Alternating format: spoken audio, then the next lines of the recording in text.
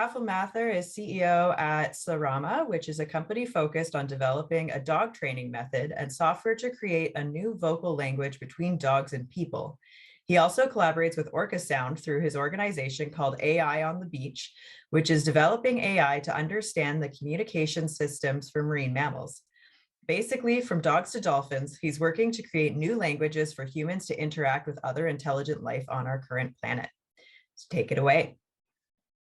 Thank you so much, Jasper, for the introduction. And Val, we work really close together, so it's a really good segue.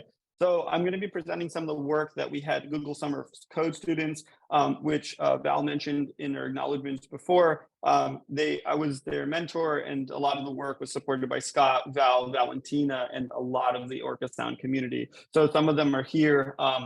And hopefully I think they're going to be in some of the breakout rooms. We have audio in all of these slides, but I don't know if we have enough time to play them. So once you get the slides, you can play the different vocalizations. What I'll be talking about is how we separated the calls from background noise using open source software. All right, just so I think Val went through this really quickly, but we have a lot of data at Orcasound. A lot of it is being collected with low cost Raspberry Pis. A lot of that is around where Val lives, so it's really good. And we have 3.5 terabytes of data that's in our S3. So if anyone wants to help collaborate with us, please do. We also have our Slack linked in this presentation and Val's presentation, so please join that as well. This is a very quick do-it-yourself hydrophone. We also have a crowdfunded project where we're building a $100 hydrophone. So if you want to support us financially or actually help build it, Scott and Val will be helpful in helping you there. We also have an app and a website, so you can listen to Orcas live and see what's going on and help us even annotate it later this year. So you can also download the data very quickly and directly. I'm going through these slides quickly because I think Val touched on them already. And so there's some simple commands you can run. They're onto the left side of our slide. And we have more data. We've been continuing to grow our data set, and we're reducing costs. Also, AWS just announced that we're going to be part of their open data sponsorship. So please download the data as much as you want.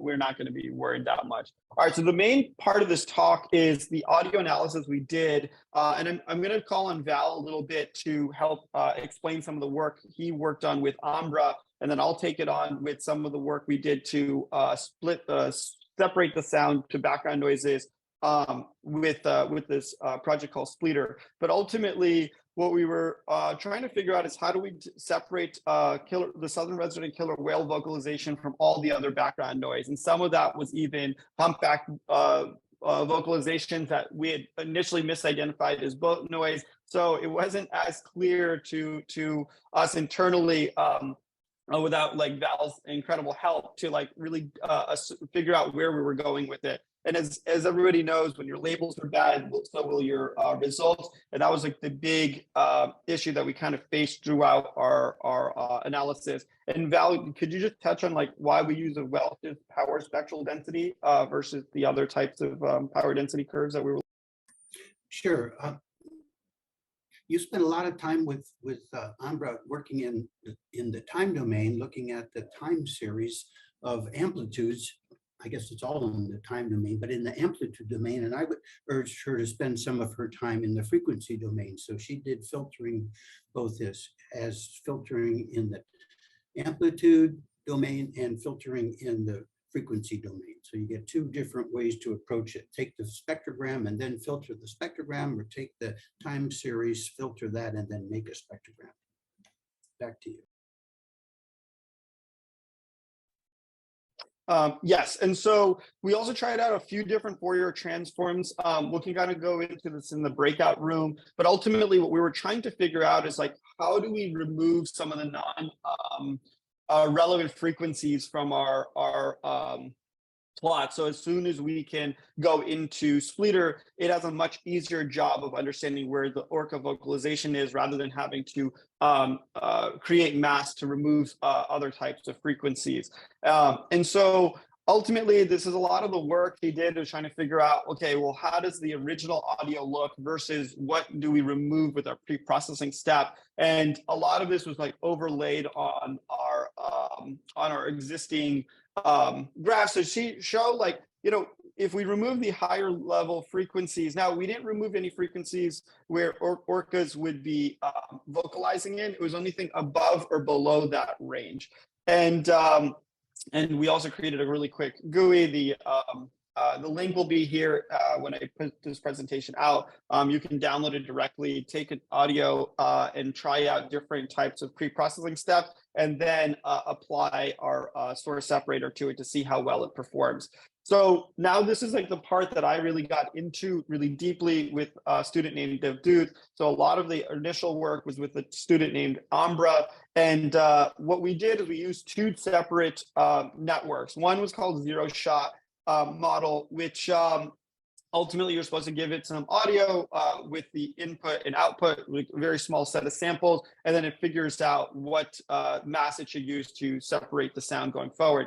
It wasn't that great. It was able to extract the Orca frequencies a lot better than our splitter model, but it ended up making a lot of mistakes in terms of it wasn't correctly able to mask out the background noise. So we ended up getting some noisy Orca sounds at the end of it. And so even though it was better at managing the frequencies, it wasn't as good as at removing the background noise. Whereas splitter, on the other hand, was much better at removing the background noise, but also clipped the frequencies of the Orca vocalization. So we ended up having this trade-off, and we were trying to figure out what the best way to approach this is. And this is still an ongoing set of research. Our summer student, or Google Summer student code students have left, but we still have them in our Slack. They're still able to participate, but because of school, there's a little bit of a slowdown in the work. But this is where we really want to go down and really understand it deeply. It's like, how much can we pre-process it? Because for different clips, the different pre-processing steps created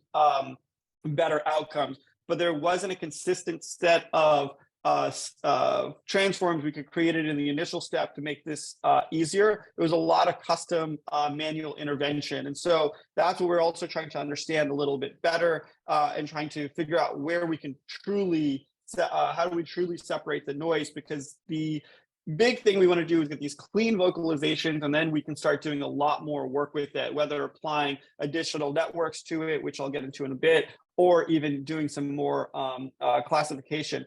Though what our current model is that we can use the zero shot, even though it has some background noise, we can still use some of that as in the processing because it keeps most of the Orca vocalization there.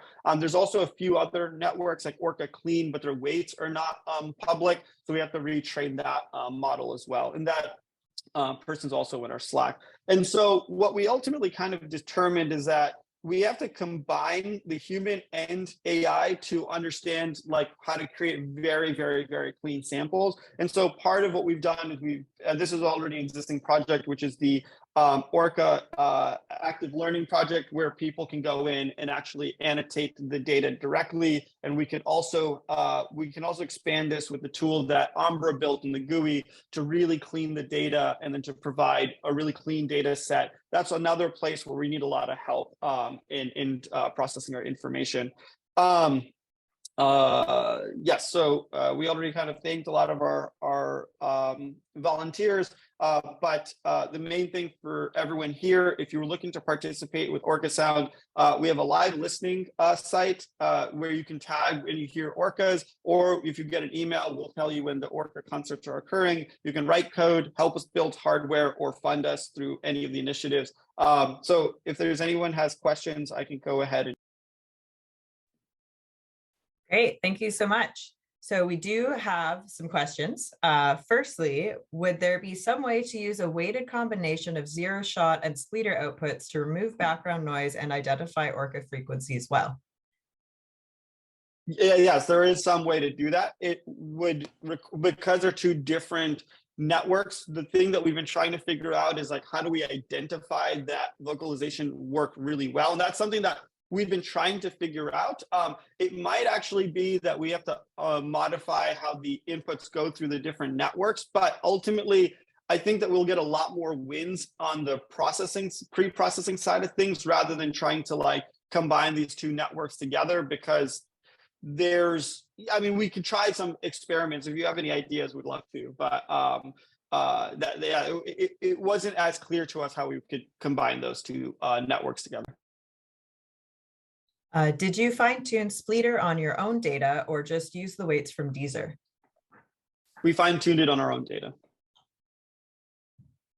But it wasn't a lot of data. It was a very small set of data. So it allowed us to use a lot of their weights, but we were able to fine-tune it with a very small data set. Is there a fundamental reason why you need to remove background noise? Don't you risk losing data?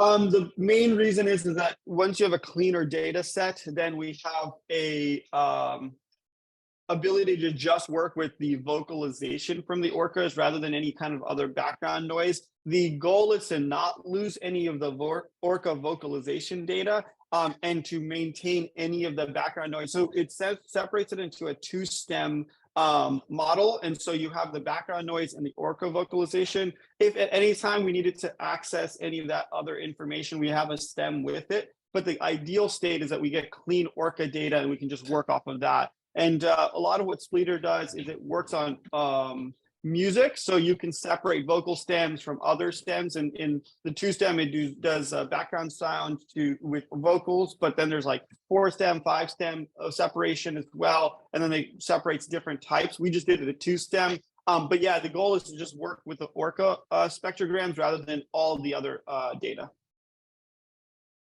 Great. For those not following the chat, there was a question, is Splitter publicly available? And somebody posted the link to it in case you would like to download it. Yeah, all of the data that we work through, or all of the data, all of the models, and all of the techniques, and even our code is all publicly available as well. So if you want to go to our GitHub, we'll also link to the different projects we use, especially Zero Shot and the Deezer Splitter. Fantastic. So we have a few extra minutes before our break. And I'm thinking perhaps if folks have questions for Harold Yerk, since we had you hold your questions earlier, we could ask those now.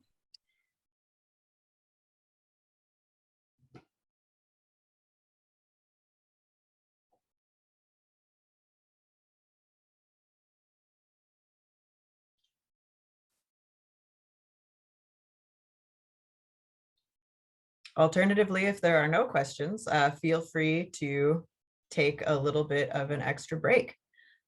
We are going to reconvene at 10:30 for the breakout rooms.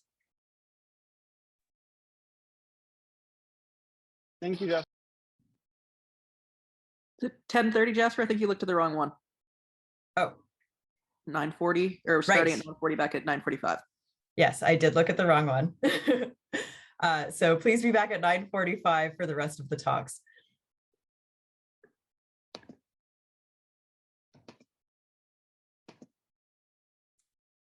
If Harold is still here, we do have a question for Harold. What are DFO's plans for sharing data or software, such as thermal image AI, in the public domain?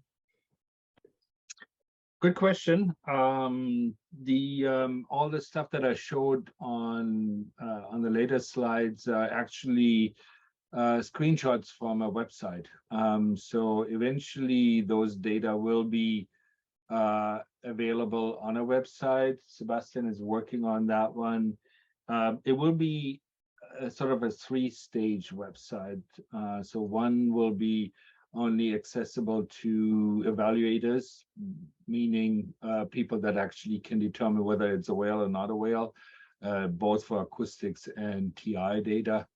And then the second one will be directly going to clients, which will be the ones that make decisions on whether to slow down